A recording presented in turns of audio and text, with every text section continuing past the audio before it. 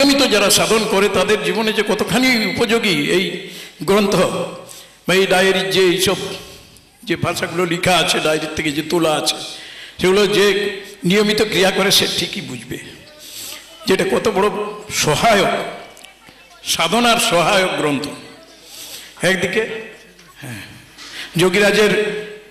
যোগীরাজের এই জীবনী এবং তার ভাবধারা, তার আদর্শ, এবং অন্যদিকে সাধনের একটা সুবিধে, প্রতিনিয়ত সাধন করে করে ওই বই পড়ে মিলে গেলে মোটামুটি সে একটা জায়গাতে পৌঁছিতে পারবেন।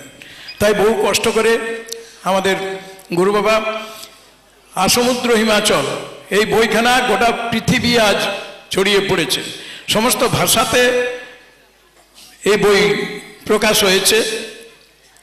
আজ তিনি এই শরীর নিয়ে কষ্ট করে সমস্ত পৃথিবী ঘুরে বেড়াচ্ছেন, ভারতবর্ষের সব জায়গায় তিনি যাচ্ছেন, এই যোগীরাজের কথা বলছেন, ভগবানের কথা বলছেন, ক্রিয়ার কথা বলছেন, ক্রিয়ায় অনুপ্রাণিত করছেন। যারা ক্রিয়াবান আছে তাদেরকে সাহস দিচ্ছেন, তাদেরকে আশীর্বাদ করছেন, তারা যেন ওই যোগীরাজের এই পথটিতে সঠিকভাবে চলতে পারেন।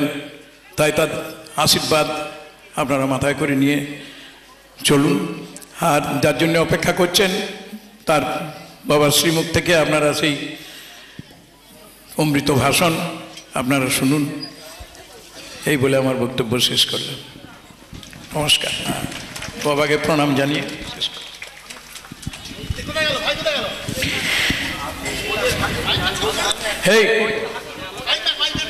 এরপর বক্তব্য রাখছেন আমাদের পূজনীয় গুরুদেব,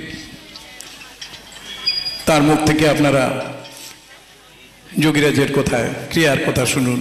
হ্যাঁ, তার একটু বলে দিই, ওই এই সামনের যে আমাদের স্টল আছে, এই বইয়ের স্টলে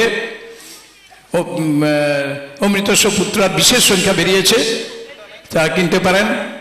আর বিভিন্ন অনুষ্ঠানের সিডি পাওয়া যাচ্ছে, বই পাওয়া যাচ্ছে, এবং অনুদান কেন্দ্র খোলা হয়েছে।